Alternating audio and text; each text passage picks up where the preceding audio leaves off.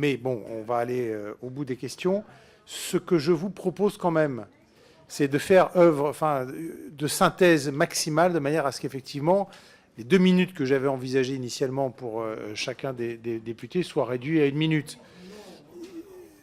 Bon, écoutez, je te fais une proposition, je ne force personne, j'appelle à la bonne volonté de chacun.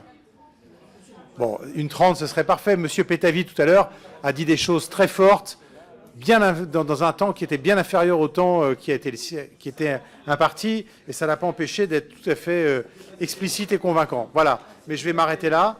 Je laisse pour ce dernier tour de questions et d'interpellations tout de suite la parole à Annie Vidal, dans un temps qu'elle sera restreinte au maximum, et ensuite on aura la réponse, des ministres, et on terminera comme ça. Donc Annie Vidal. Merci, Monsieur le Président. Merci, Mesdames et Messieurs les ministres, pour vos réponses très éclairantes.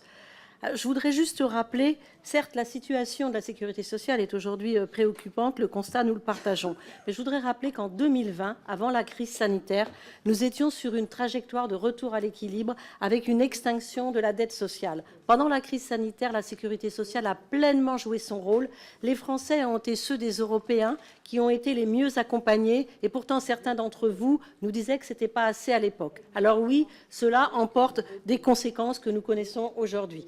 Cela étant dit, j'ai 3 questions très pragmatiques et très courtes.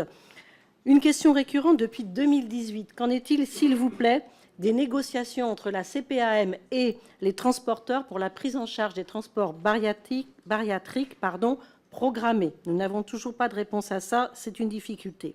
Deuxièmement, en 2024, il y a eu une sous-utilisation de l'ONDAM, personnes âgées, de 200 millions d'euros qui viennent en sus de la réserve prudentielle de 134 millions d'euros. Alors que le secteur est en très grande difficulté, pourquoi ces montants ne peuvent pas être utilisés comme fonds d'urgence?